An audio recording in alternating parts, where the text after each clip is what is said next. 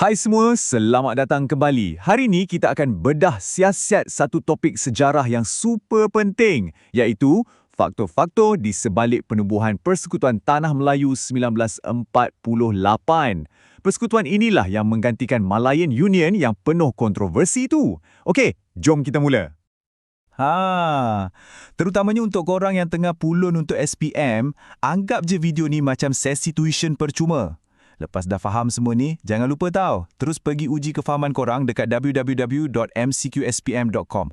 Baru mantap. So, inilah plan kita untuk hari ini. Kita akan mulakan dengan punca masalah, iaitu krisis Malayan Union. Lepas tu, kita akan tengok 3 faktor utama yang menyumbang kepada penubuhan persekutuan. Dan akhir sekali, kita simpulkan semuanya. Simple dan jelas kan? Okey, untuk faham kenapa Persekutuan Tanah Melayu wujud, kita kena faham dulu apa masalah yang ada sebelum tu. Dan masalah besar tu namanya Malayan Union yang diperkenalkan pada tahun 1946.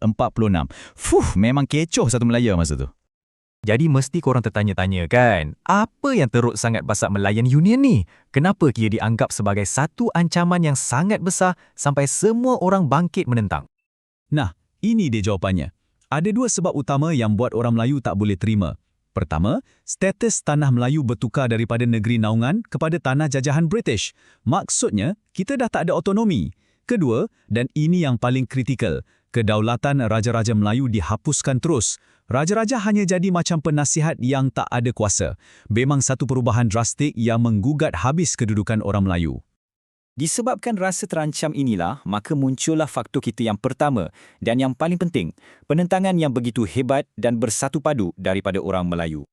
Apa yang best pasal penentangan ni ialah perpaduannya. Bukan orang biasa je yang bantah.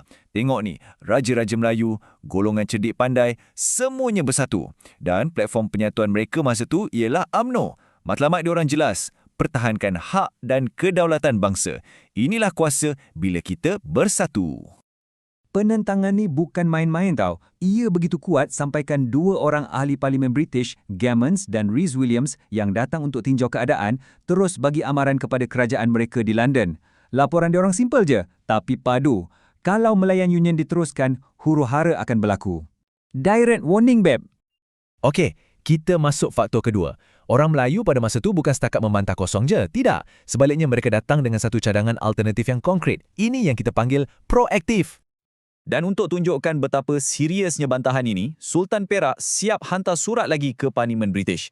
Dalam surat tu, Baginda dedahkan satu benda yang mengejutkan.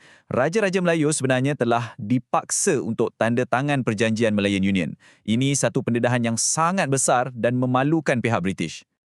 Jadi, apa plan alternatif diorang? Inilah tuntutan utama mereka. Mereka mahu sebuah persekutuan, bukan kesatuan macam Malayan Union. Mereka minta taraf naungan dikembalikan, kedudukan raja-raja dipulihkan seperti sedia kala, dan yang penting, syarat kewarganegaraan diperketatkan. Nampak tak? Jelas dan tersusun. Sekejap. Kalau korang rasa penjelasan ni bermanfaat dan mudah faham, apa kata korang bantu kami sikit?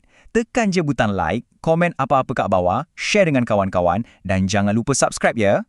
Sokongan korang semua amat kami hargai. Okey, sekarang kita dah sampai ke faktor ketiga. Dan yang ni mungkin agak mengejutkan sikit. Faktornya ialah sokongan daripada pentadbir British sendiri. Kenapa pula diorang nak sokong batalkan plan diorang sendiri? Pelik kan? Jawapannya mudah je. Orang British ni praktikal. Ada 3 sebab utama. Pertama, diorang perlukan keamanan. Kalau orang Melayu asyik menentang, negara tak akan stabil. Kedua, ekonomi kena jalan. Negara yang stabil je boleh tarik pelaburan. Dan ketiga, dengan bekerjasama dengan UMNO dan Raja-Raja, mereka boleh sekat pengaruh komunis dan golongan radikal yang makin kuat masa tu. Bijak kan strategi diorang?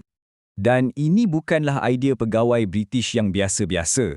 Orang-orang atasan macam Sir Edward Ganth dan Malcolm MacDonald sendiri yang sokong penubuhan persekutuan. Bagi mereka, kestabilan politik dan ekonomi jangka panjang adalah lebih penting. Dan ini sudah tentulah menguntungkan British juga. Jadi, bila kita dah tengok ketiga-tiga faktor ni, apa rumusan yang boleh kita buat? Semuanya boleh diringkaskan dalam satu perkataan, kerjasama. Ia adalah satu kejayaan yang lahir daripada gabungan pelbagai pihak. Jadual ni memang terbaik untuk buat nota ringkas. Nampak tak? Kita ada penentangan orang Melayu yang tunjukkan perpaduan, kita ada cadangan bernas daripada raja-raja dan UMNO, dan kita ada sokongan daripada pentadbir British yang inginkan kestabilan. Ketiga-tiga ni saling melengkapi antara satu sama lain. Perfect! Iktibar paling besar yang boleh kita ambil daripada peristiwa ni sangatlah jelas. Kejayaan ini takkan tercapai tanpa kerjasama dan permuafakatan antara Raja-Raja Melayu, para pemimpin dan rakyat jelata. Bila semua bersatu, perkara yang mustahil pun boleh jadi kenyataan. Okey, sekarang korang dah faham ketiga-tiga faktor utama penubuhan Persekutuan Tanah Melayu 1948. Tapi faham saja tak cukup tau, kena uji minda. Jadi apa tunggu lagi? Terus layari www.mcqspm.com untuk buat latihan. Barulah ilmu tu betul-betul melekat. Dan sebagai penutup, saya nak tinggalkan korang dengan satu soalan untuk difikirkan. Semangat permuafakatan dan kerjasama yang begitu hebat pada tahun 1948 tu, agaknya macam mana kita boleh aplikasikannya untuk hadapi cabaran-cabaran zaman sekarang? Fikir-fikirkanlah. Terima kasih dan jumpa lagi.